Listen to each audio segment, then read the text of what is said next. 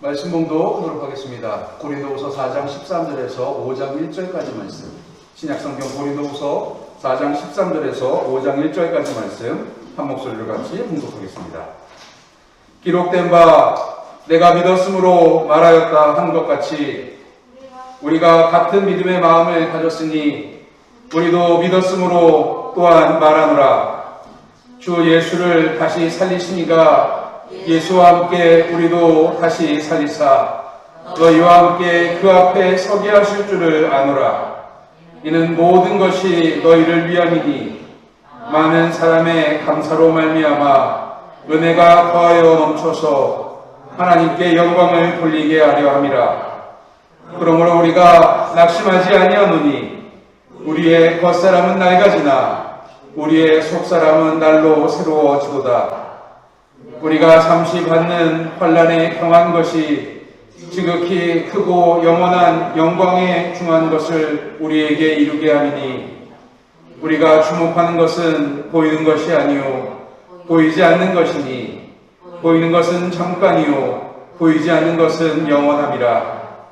만일 땅에 있는 우리의 장막집이 무너지면 하나님께서 지으신 집 곧 손으로 지으신 것이 아니요 하늘에 있는 영원한 집이 우리에게 있는 줄 아느니라. 이는 하나님의 말씀입니다. 아멘.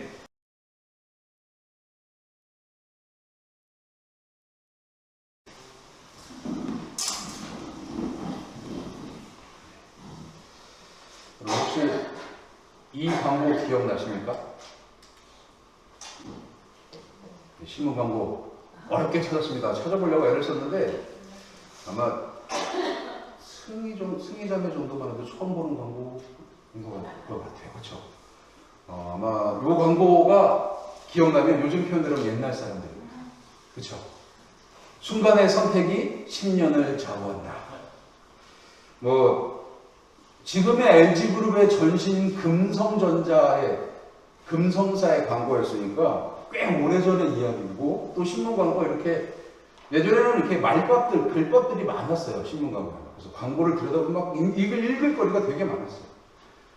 이게 제가 봤을 때는 TV 파는 것 같은데, 고급 TV 37만 8천 원부터 시작해서 25만 5천 원까지 이렇게 파는 광고입니다. 아주 오래된 이야기처럼 들리고 보입니다. 그리고 얼마 전에 이 기업 LG그룹에서 신문에 또 한 가지 광고를 냈습니다.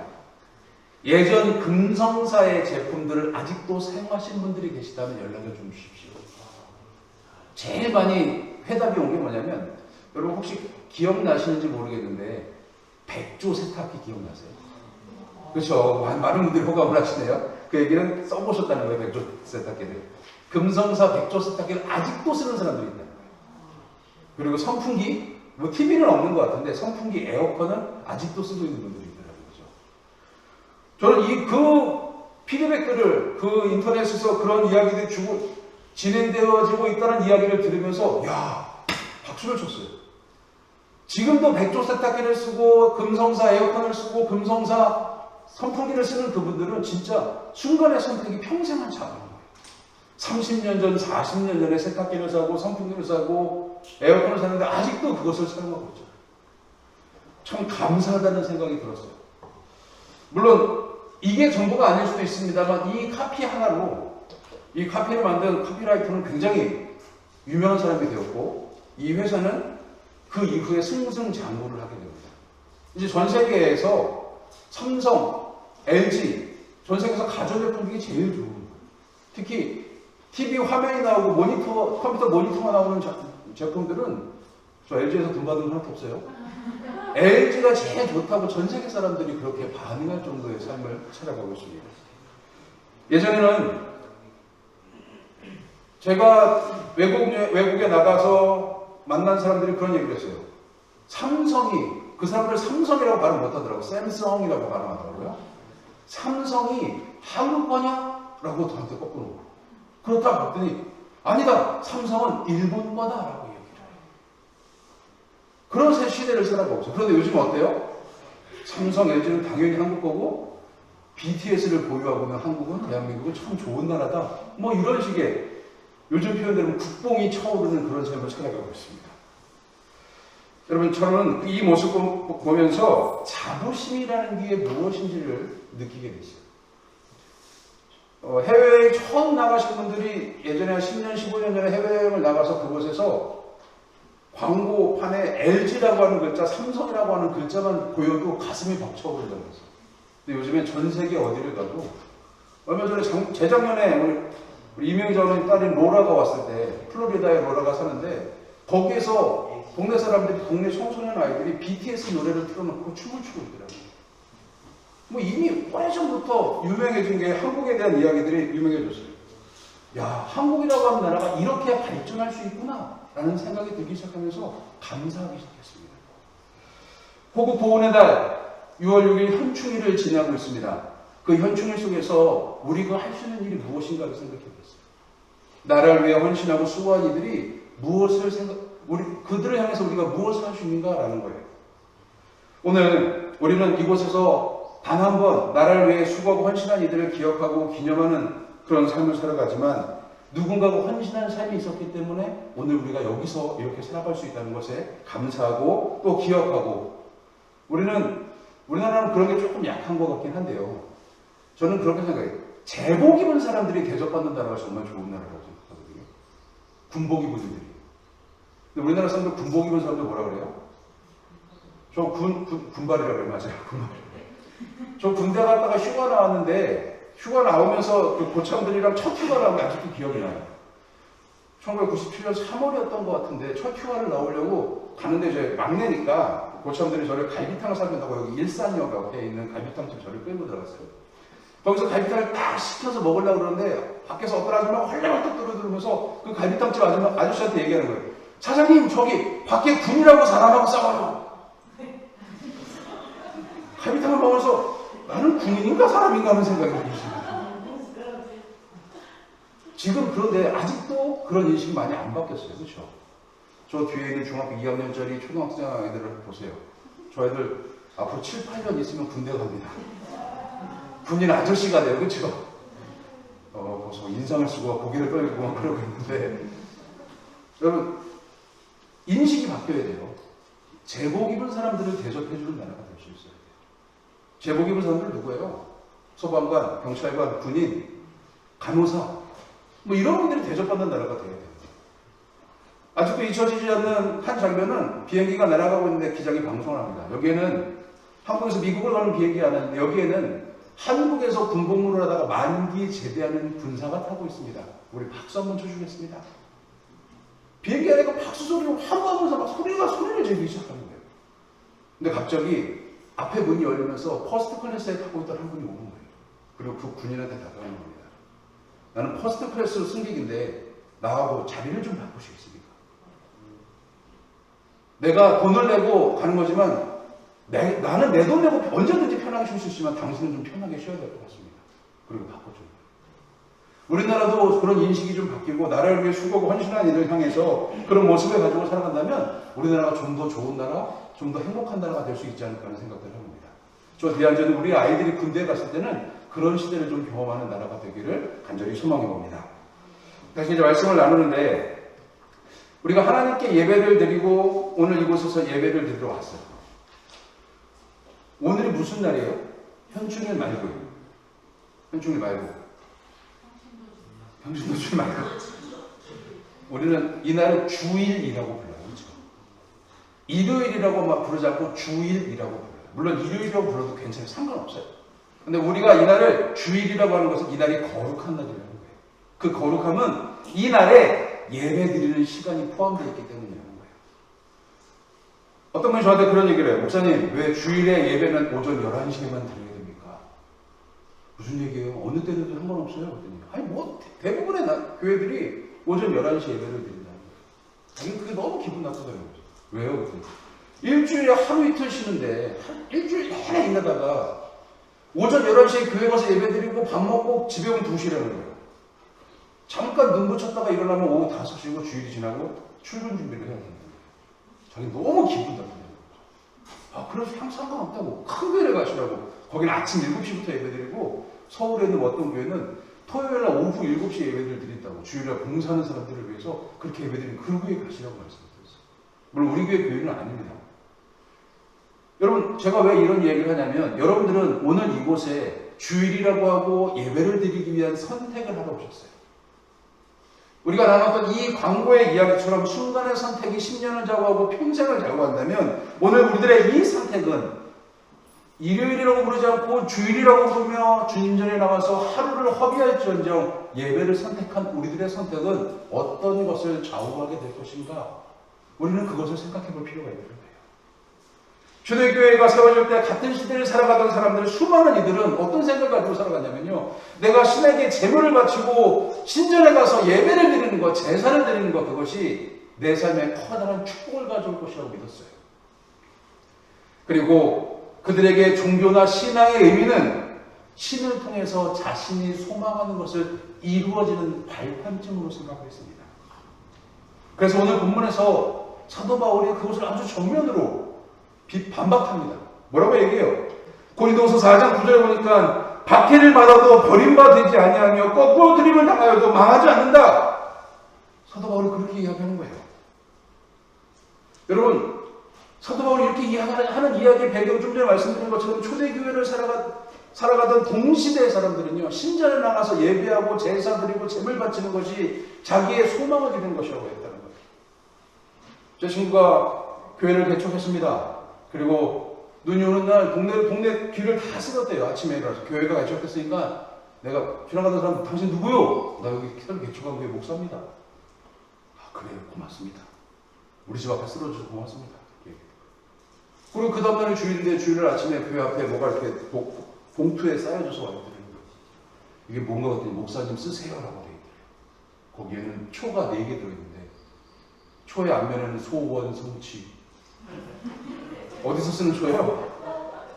절에서 쓰는 초예요. 절에서 쓰는 초. 자기 집에, 그 목사님이 너무 고마우니까 자기 집에서 절에서 쓰는 초를 가지고 와서 소원 성취를 위해서 늘 켜놓고 정한수에다 메고 빌던 그 초를 가지고 와서 교회 앞에 갖다 놓고 목사님 마음껏 쓰세요라고 얘기해요. 2000년이 지난 지금 이 시대의 신의 모습, 종교의 모습이 크게 별반 달라지지 않았어요. 사도 바울이 원했던 모습은 그거랑 정반대의 모습입니다. 바울은 성도가 받는 환난에 대해서 부정하지 않아요. 신을 믿고 제물을 드리고 예배를 하고 제사를 하는 사람들이 소원을 성취하고 축복을 받는 것이라면 환난과 고난을 받아서는 안 되죠. 그런데 사도 바울은 성도의 고난은 당연한 것처럼 이야기합니다. 신에게 보인 믿음이 약해서 우리의 소원이 이루어지지 않을 거다. 정성이 부족해서 이 소원은 이루어지지 않을 것이다. 이것은 어쩌면 인간이 가지고 있는 탐욕에서 시작된 이야기일 수도 있습니다.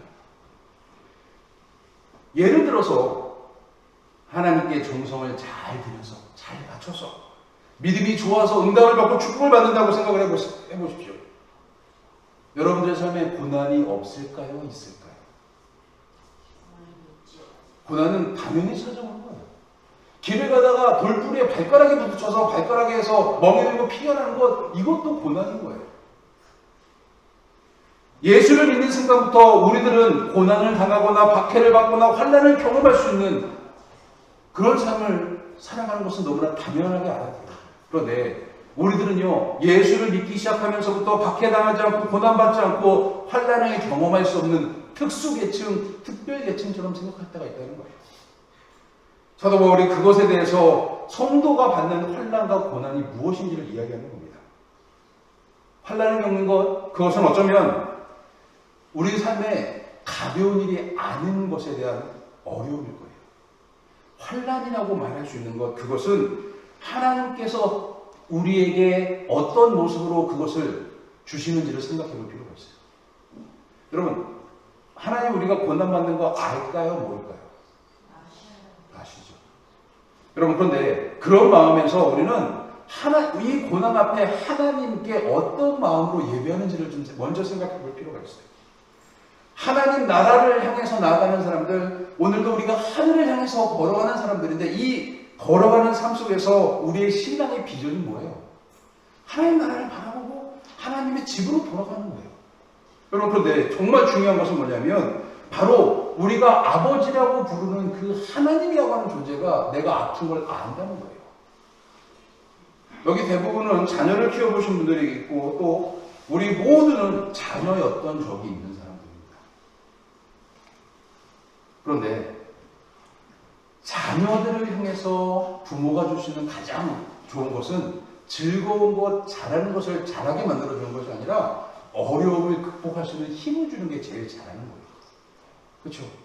힘들고 어려운 거 아는데 그걸 네 힘으로 좀 극복해봐. 그러면서 용기를 북돋아주고 그 어려운 것을 함께 넘어가는 거예요. 그래서 오늘 우리에게 가장 중요한 것은 하나님 나라를 향해서 가기 위해서 우리에게 가장 필요한 것이 무엇이냐면 하나님의 영광이라는 거예요. 영광이라는 단어 카도르라고 하는 히브리어는요, 무겁다라고 하는 뜻을 가지고 있는 단어입니다. 바울은 이것을 가장 중요한 의미로 이 카도르라는 단어를 가장 잘 사용하는 사람 중에 한 사람이었는데, 하나님의 영광에 우리가 무거운 짐을 지고 가는 것처럼 보일 수 있어요. 세상 사람들이 보기에는요, 우리가 하나님의 영광을 향해서 나가는 것, 하늘나라를 향해서 가는 것, 하나님 나라를 향해서 가는 그것이 무거운 짐을 지고 가는 것처럼 보이죠. 그렇죠. 주일날 오전 11시에 집에서 오늘 몇 시에 출발하셨어요? 일찍 출발하신 분은 10시 이전에 출발하신 분도 있고 10시 반 뭐 이렇게 출발하실 거예요. 제가 검색을 해봤어요. 예배 전에. 주일날 오전 10시 반에 뭐 하나? 동물농장? 그게 10시 반에 딱 시작하더라고요. 저는 그래서 늘 동물농장에 몇 시에 하는지 본방이 몇 시인지가 궁금했어요. 왜냐면 저는 제 방만 보기 때문에. 그래서 검색을 해서 보니까 아, 이래서 내가 본방을 못 봤구나 하는 생각이 들더라고요. 동물농장 포기하고 여기 오잖아요. 주일날 오전에 늦잠을 자고 편안하게 쉬고 편안하게 옷 입고 소파에 누워서 리모컨을 들고 있을 시간에 여기 와서 우리는 예배를 드리고 있어요. 세상 사람들이 보기엔 요거 하나도, 하나님 영광을 위해서 나가는 요거 하나도 무거운 짐처럼 보인다는 거예요. 여러분, 그런데 사도 바울이 오늘 우리들에게 어떤 지혜를 가져다 주는지 한번 읽어보겠습니다. 오늘 보면 17절 말씀입니다. 우리가 잠시 받는 환난에 경한 것이 지극히 크고 영원한 영광에 중한 것을 우리에게 이루게 함이니, 라고 이야기해요. 어려운 말처럼 보이는데 우리가 잠시 받는 이 환난은 경한 것, 가벼운 것이라는 거예요. 그런데 지극히 크고 영원한 영광, 하나님 나라의 영광은 중한 것, 무거운 것이 될 수 있다는 거예요. 그 무거움은 결국 우리를 향해서 하나님 향해서 나가는 그곳에 어떤 것이 더 중요한지를 이야기해 주고 있어요. 환난은 가벼운 거예요. 그냥 지나갈 수 있는 일이 환난이라는 거예요. 삶을 뒤돌아보면 우리의 삶 속에서 그랬어요. 야, 저 산 언제 넘어가냐? 저거 어떻게 넘어가냐? 라고 포기하는 사람들은요, 그 산 밑에서 살아요. 그런데 그 산을 넘어가는 사람들은요, 그 산 너머에서 사는 삶을 살아가는 거예요. 요즘은 터널에 뚫려서 그런 게 많이 없지만 예전에 동해안에 갈 때 보면요, 미시령을 꼬불꼬불 길을 넘어가야 되고요, 한계령 그 가파른 길을 넘어가야 돼요. 그런데 참 재밌는 게 뭐냐면요, 미시령 꼭대기, 한계령 꼭대기에 휴게소가 있습니다. 예전에 거기서 아이감자 사대시던 분 기억나시죠? 거기 딱 꽂혀서 전부 다 휴게소에 들어가요. 그리고 그 휴게소에서 감자나 오징어를 사가지고 주차장 쪽에서 바다를 내려가요. 이야, 좋다. 산에 올라가 본 사람이, 그 어려움을 극복해 본 사람만이 볼 수 있는 풍경이 그곳에 있다는 거예요. 환난과 고난은 그 어려움을 극복하는 사람이, 그것을 이겨낼 수 있는 사람들이 하나님의 영광이 무엇인지 볼 수 있는 사람이 되는 거예요. 그렇다면 오늘 우리들에게 환난은 어떤 의미로 다가와야 되냐? 환난은 우리들의 겉사람, 육신의 이야기인 거예요. 그러면 하나님의 영광은 우리들의 속사람, 영혼의 이야기가 될 수 있어야 된다는 거예요. 세상에 맞닿아 있는 겉사람은요, 세월이 지나고 시간이 지나면서 때가 묻고 낡아질 수밖에 없습니다. 반대로 성도의 속사람은요, 환난을 경험하는 그 속에서 하나님의 영광을 더 느끼게 되고 그 영광 속에서 더 강해지고 더 새로워질 수밖에 없다는 거예요. 바울이 살아가던 시대인 헬레니즘 문화가 만연하던 2000년 전에는요, 사람의 영과 육에 대한 이야기들이 굉장히 강하게 대두되어 있었어요. 그래서 육체와 영적인 이야기들이 굉장히 중요한 철학적인 과제들이었습니다. 그런데 사도 바울이 아마 모르긴 몰라도 이 편지를, 고린도에 이 편지를 쓰면서 고민했을 거예요. 사람, 육신과 육체, 영혼에 대한 이야기를 쓸까? 아니었을 거예요. 사도 바울은 그것을 지워버리고 속사람과 겉사람이라고 하는 단어를 선택했을 거예요. 사도 바울이 여기서 강조하는 것은 여전히 존재하는 죄와 사망이 중요하기 때문에 몸과 영혼이라는 단어는 세상의 과학적인 이성적인 가치를 가지고 따지는 철학적인 이야기일 수밖에 없어요. 하지만 하나님을 바라보고 하나님의 은혜를 경험하면서 인간의 삶 속에서는요, 그 겉사람과 속사람은 좀 다른 의미로 다가오기를 사도 바울이 바랬을 거예요. 왜냐하면 사람들은요, 눈에 보이는 것에 집착합니다. 그럼 보세요. 눈앞에 있는 현실에 집착합니다.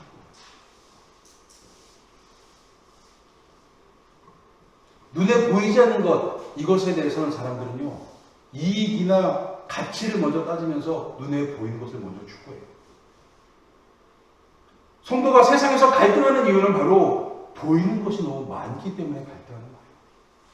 여러분, 지나가다가 10,000원짜리를 한번 발견했다고 생각해 보세요. 근데 아무도 몰라요, 지나다니는 사람. 내가 먼저 가서 그것을 발로 딱 밟았어요. 어떻게 해야 돼요, 그 다음에? 주변에 있는 사람들 다 지나갈 때까지 기다려야 돼요. 아니면 쭈그리고 앉아서 신발끈을 묶는 척이라도 해야 돼요. 10,000원짜리가 눈에 보이기 때문에. 실제로 제가 처음 교육전서를 하던 1999년에 주일날 새벽 예배를 마치고 담임 목사님이 조전사님을 저희 가서 해장국이나 먹고 옵시다.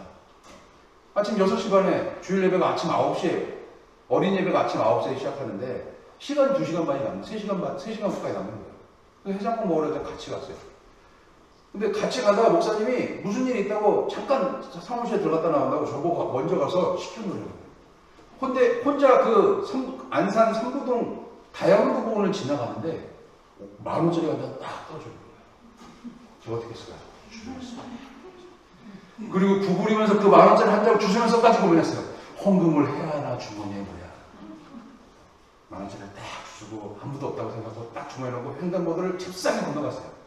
그리고 그 해장국집 건물로 들어가면서 그걸 펼쳐봤어요. 네, 10,000원짜리. 와, 너무 번쩍거리는 거예요. 제 돈인가 하고 뒤에 보니까 샴푸 나이트 웨이터 두고. 이놈을 내가. 여러분, 눈에 보이기 시작하면서부터 욕심이 나기 시작한 거예요. 눈에 보이는 것이 집착되니까 눈앞에 있는 현실 속에서 우리는 보이지 않는 것을 자꾸 잊어버리는 거예요. 세상의 이야기가, 세상의 논란거리가, 세상의 유혹거리가 우리들의 눈에 보이기 시작하는 거예요. 성도가 세상에서 갈등하는 것, 눈에 보이는 것이 너무 많기 때문이라고 했습니다. 그러면 우리는 그 갈등 속에서 무엇을 바라봐야 되는지 그 지혜를 아는 사람들이 돼야 돼요. 마가복음 4장 39절에 보면 이런 말씀이 있습니다. 예수께서 깨어 바람을 꾸짖으시며 바다더러 이르시되 잠잠하라 고요하라 하시니 바람이 그치고 아주 잔잔하여지더라. 이 이야기의 배경은 예수님과 예수님의 제자들이 배를 타고 갈릴리 호수를 지나가는 상황이었습니다. 그런데 갑자기 파도가 갈릴리 호수가 성내면서 배가 부서질 정도로 파도가 치기 시작한 거예요. 저는 갈릴리 호수에 가보기 전까지는 이 얘기가 무슨 얘기인지 몰랐어요. 근데 호수가 워낙에 크다 보니까 호수 한가운데 가기 시작하니까 갑자기 울렁울렁거리기 시작하는 거예요. 속이 미식거리고 많은 사람들이 멀미라는 그런 상황이 맞았어요. 이것만큼이구나 라고 해서 가이드하는 목사님한테 물었어요. 이 정도입니까? 마가복음에 나오는 이야기가 이 정도입니까? 아니요, 목사님, 이거보다 더 심하게 보는 적이 많아요. 예수님과 예수님의 제자들이 그것을 경험합니다. 눈앞에 파도가 다가오고 배가 뒤집어지고 깨어질 것 같이 파도가 치기 시작하니까 눈에 보이는 것에 집착한 제자들이 예수님이 같은 배에 타고 있다는 것을 잊어버리기 시작합니다. 예수님이 함께 있다는 것을 잊어버린 그 제자들이 어떻게든 자기들이 살려고 발버둥치고 자기들의 방법을 간구하기 시작합니다. 그때 주님께서 말씀하시는 거예요. 예수님께서 잠에서 깨어서 바람을 꾸짖으면서 바다더러 잠잠하라 했더니 고요해졌다.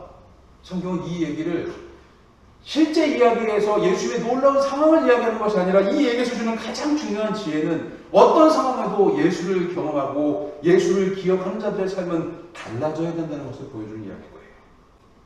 환난 속에서 우리가 보지 못하는 것을 바라볼 수 있어야 됩니다.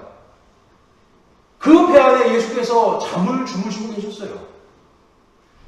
환난처럼 다가온, 고난처럼 다가온, 핍박처럼 다가온, 박해처럼 다가온 내 삶 속에 주님이 나와 함께 하길 원하셨어요. 그리고 그 주님은 여전히 나와 함께하고 계십니다. 바울은 보이는 물질 세계가 중요하지 않다고 말하지 않아요.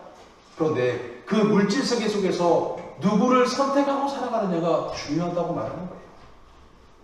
타락하긴 했지만 물질 세계는 하나님께서 창조하신 피조물이에요. 그 물질 세계도 여전히 하나님이 사랑하시는 존재라는 거예요. 다시 회복되어야 될 다스림 속에 있어야 될 공간이 그 물질 세계라는 거예요. 그래서 헬레니즘의 이분법인 몸과 영혼이 아닌 겉사람과 속사람이라고 하는 이야기를 사도 바울이 굳이 적어내기 시작하는 거예요.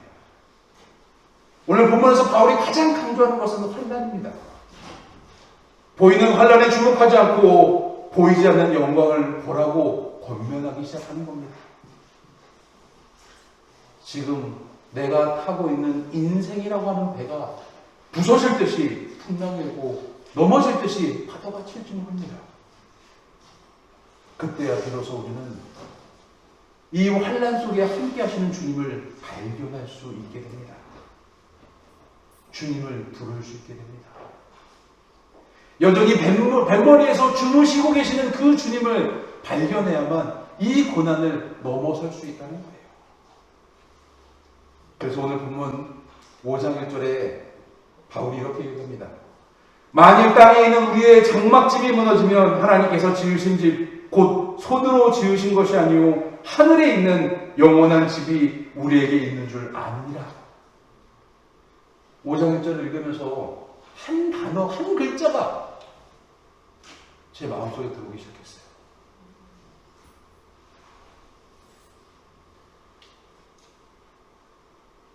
비로소 하늘에 있는 영원한 집. 저는 여기서 하늘에 있는. 그렇죠. 분명히 있는이라고 이야기했어요. 그래서 원어 성경을 찾아봤습니다. 영어 성경을 찾아봤습니다. 영어 성경도 원어 성경도 똑같이 이 부분에 대해서 뭐라고 얘기하는 현재형 단어를 선택하더라는 거예요. 하늘에 있을 집이 아니라 있는 집이라는 거예요. 지금도 앞으로도 영원히 존재할 집이 우리에게 있다는 거예요. 우리가 하나님의 영광을 입고 살아가게 되면 이 땅에서 우리의 장막, 우리의 집이 그것이 중요한 것이 아니라 하나님 나라에 있는 그 집을 바라볼 수 있어야 된다라는 것을 우리는 경험할 수 있어요. 어려움 속에서 돌아보니까 뱃머리에 주님이 계셨습니다. 폭풍 속에서 주님이 우리와 함께 하시기로 하셨어요. 그 어려움 속에서, 그 난간 위에서 주님은 우리의 손을 붙들고 계셨습니다. 환난 속에 기도하다 보니까 주님이 나를 끌어안고 계셨어요. 함께 울고 계셨습니다. 폭풍 속에서 여전히 주님은 나를 지키고 계십니다. 그런데 우리가 믿음의 눈을 열지 못해서, 우리가 하나님을 경험하지 못해서 나와 함께 하시는 현재형의 하나님을, 현재형의 영원한 집을 잊어버리고 살 때가 있다는 겁니다. 지금 그 영원한 집, 하나님 나라의 비전과 믿음 없어서 죽어가는 그 사람들에게 보여줄 것이 그 영원한 집인 거예요.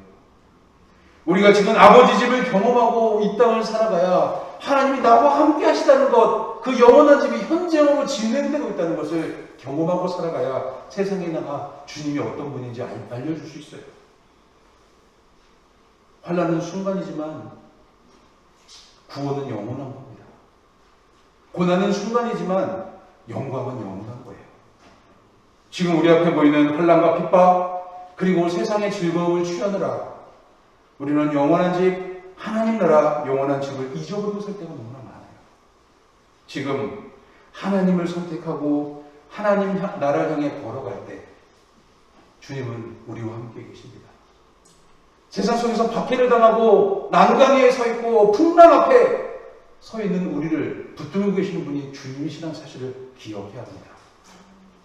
우리가 하나님 아닌 눈에 보이는 것들을 선택하면 우리는 고난을 억지로 당하는 사람밖에 될 수 없어요.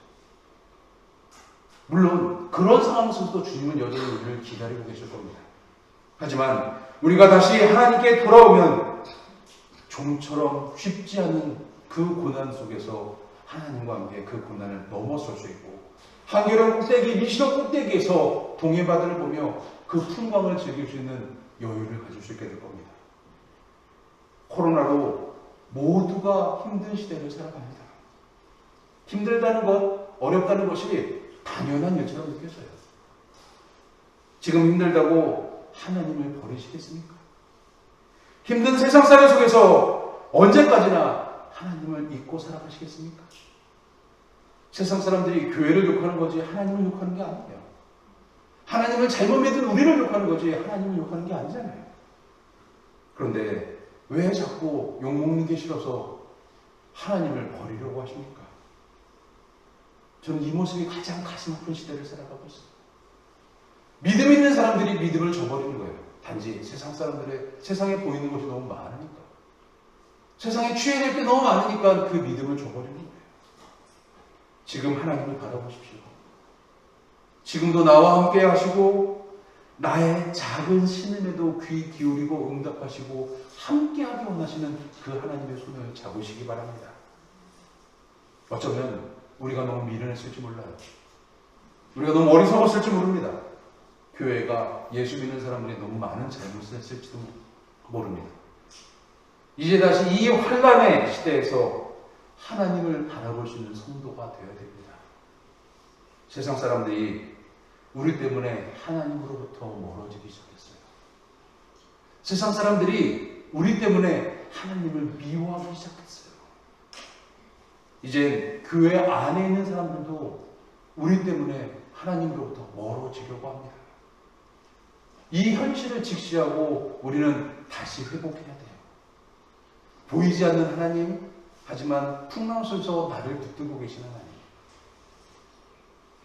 멀리 미래에 우리가 죽은 이후에 만날 수 있는 하나님처럼 보이지만 여전히 울고 있는 나를 끌어안고 계시는 그 하나님을 경험할 수 있어야 합니다. 우리의 믿음이 보이는 것에 집착한 얄팍한 믿음이 아니라 보이지 않지만 여전히 나와 함께 하시는 주님을 바라볼 수 있어야 합니다. 다른 것 없습니다. 지금 우리가 겪는 환난을 피해야 되는 것이 아니라 영광으로 바꾸시는 상황을 만들어야 됩니다. 그 선택은 지금 우리가 하나님께 예배하고 그 고난의 한가운데서 주님을 부르는 것이 제일 지혜로운 선택이 될 수 있다는 겁니다. 우리가 옳은 길을 따르고 바른 길을 걸어가는 것, 그것은요 어두운 밤이 지나면 동이 튼다는 것을 믿기 때문이잖아요. 그러면 하나님 나라를 향해서 나가는 이 시기에 우리가 세상에 나가서 환난 속에서 빛을 보여줄 수 있어야 돼요. 하나님이 여전히 우리와 함께 하신다는 건 지금까지도 앞으로도 나를 사랑하신다는 사실을 기억해야 됩니다. 어디로 갈 것인지가 중요한 것이 아니라 누구와 함께 갈 것인지가 더 중요한 시대입니다. 주님은 나와 함께 가자고 손을 내밀고 계십니다.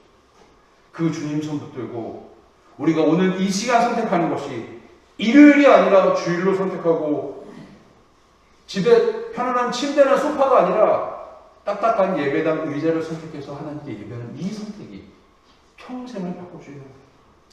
지금 우리의 순간의 선택이 평생을 좌우할 것이라는 그 믿음을 가지고 오늘 이 예배로 나온 저와 여러분들, 우리 아름다운 가족들이, 이 땅의 모든 교회들이 믿음 위에 굳게 서고 하나님을 경험하고 또 영원한 하나님 집, 지금도 존재하는 영원한 집을 향해 나가고 오늘을 그 하나님 나라로 경험하고 살아가는 우리 아름다운 가족들 모두가 되기를 주님으로 간절히 축원합니다. 기도하겠습니다. 하나님 감사합니다. 우리를 부르시고 인도하신 은혜에 감사드립니다. 그리고 여전히 나와 함께 하심에도 감사드립니다. 하나님, 요즘 너무 힘이 듭니다. 어렵습니다. 모두가 힘든 이 시대 속에 우리가 믿음의 눈을 열어 나를 지키고 계시는, 나를 끌어안고 계시는 하나님을 발견하기 원합니다. 우리에게 믿음을 더하여 주옵소서. 우리의 믿음의 눈을 열어 이 한 주 주님의 삶이 우리와 동행하는 것을 경험하게 하시고 영원한 집에서 주님과 함께 살아가는 삶을 세상에 보여주는 그리스도인 되게 해 주옵소서. 또한 지금 이 선택이 우리들의 고난 속에 이 고난을 이겨내고 주님께 감사하는 소망을 품고 기도하는 모든 이들에게 응답이 되게 하여 주옵소서. 예수님의 이름으로 기도드렸습니다. 아멘.